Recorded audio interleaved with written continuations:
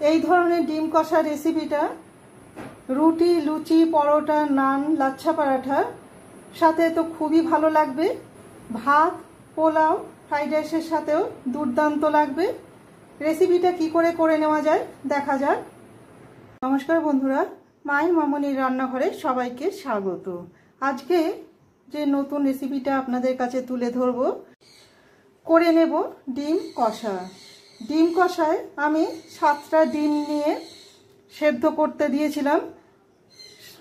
1 চামচ লবণ আর 1 চামচ ভিনিগার দিয়ে সেদ্ধ করতে দিয়েছিলাম। সেদ্ধ করে নিয়ে খোসা ছাড়িয়ে রেডি করে রেখে দিয়েছি, আর একটা করে কাটও দিয়ে রেখেছি ডিমগুলোতে।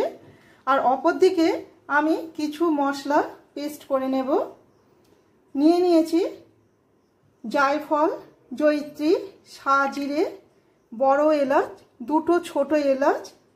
বড় এলাচটা আমি অর্ধেক নিয়েছি, 2টো ছোট এলাচ, একটা দারচিনি স্টিক আর 4টে লবঙ্গ। আর নিয়েছি সাদা গোলমরিচ আর কালো গোলমরিচ। পুরো মশলাটাকে আমি গুঁড়িয়ে নেব।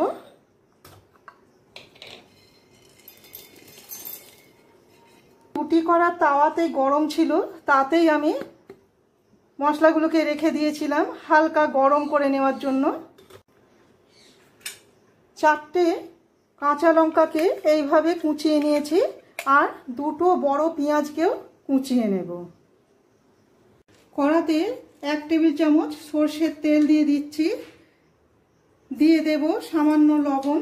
আর সর্ষের তেলের মধ্যে হলুদ দিলে হলুদের কালারটা খুব সুন্দর হয়ে যায়, তাই তেলের মধ্যে হলুদটা দিয়ে ডিমগুলোকে একে একে ভেজে নেব।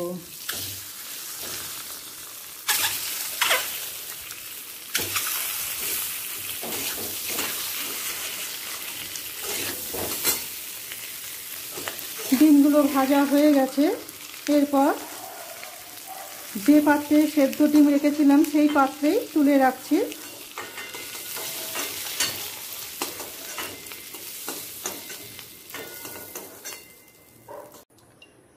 একই কড়াতে দিয়ে দিচ্ছি 2 টেবিল চামচ সর্ষের তেল। তেলের পরিমাণটা আপনারা আপনাদের পছন্দ মতো দেবেন, কেননা কষাতে একটু বেশি তেলের পরিমাণটা লাগে। দিয়ে দেব 2টো তেজপাতা, 1টা শুকনো লঙ্কা, 1 পিঞ্চ গরম মশলা গুঁড়ো। এরপর দিয়ে দেব কুচিয়ে নেওয়া পেঁয়াজ। পেঁয়াজটা হালকা লাল হওয়া পর্যন্ত অপেক্ষা করব। পেঁয়াজটা লাল করে ভাজা হয়ে গেছে। এর মধ্যে দিয়ে দিলাম কুচিয়ে নেওয়া কাঁচা লঙ্কা। লঙ্কাটাও আপনারা আপনাদের ইচ্ছে মতো দেবেন। এবার একে একে দিয়ে দেব পরিমাণ মতো লবণ, কেন ডিমটা ভাজতেও আমি লবণ দিয়েছিলাম, সেই বুঝে লবণটা দিলাম। দিয়ে দেব 1/2 চামচ হলুদ গুঁড়ো, 1/2 চামচ চিনি, আর দেব গুঁড়িয়ে নেওয়া মশলাটা 1/2 চামচ দিয়ে দিচ্ছি।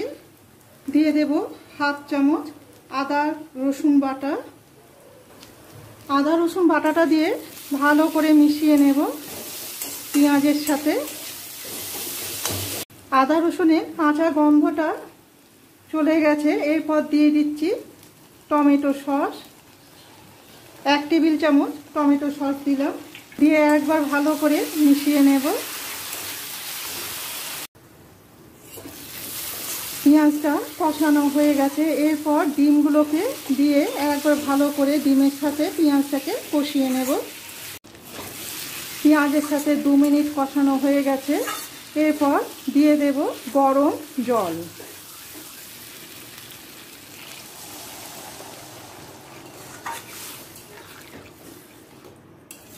এক কাপের কিছু কম, অর্থাৎ এই কাপের 3 ভাগের 2 ভাগ জল দিলাম।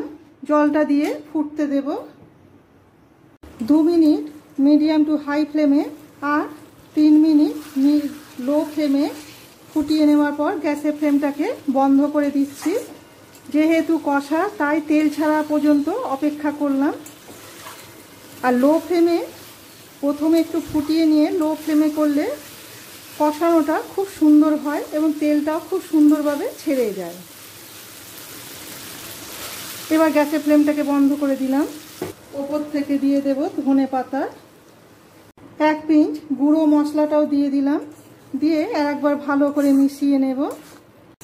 এবার অন্য পাত্রে তুলে নেব।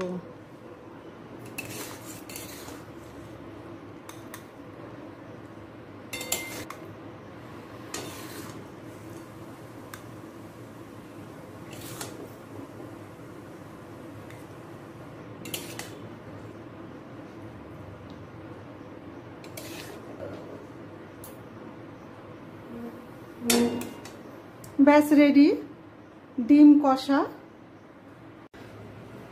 ডিম কষা রেসিপিটা আপনাদের কেমন লাগলো অবশ্যই কমেন্ট করে জানাবেন। ভালো লেগে থাকলে একটা লাইক, শেয়ার আর সাবস্ক্রাইব করে রাখার অনুরোধ রইল। সাবস্ক্রাইব করে দিলে আমার দেওয়া নতুন রেসিপিগুলো আপনাদের কাছে খুব সহজেই পৌঁছে যাবে। আবার নতুন কোনো রেসিপি নিয়ে আপনাদের কাছে ফিরে আসব। সবাই ভালো থাকবেন। ধন্যবাদ।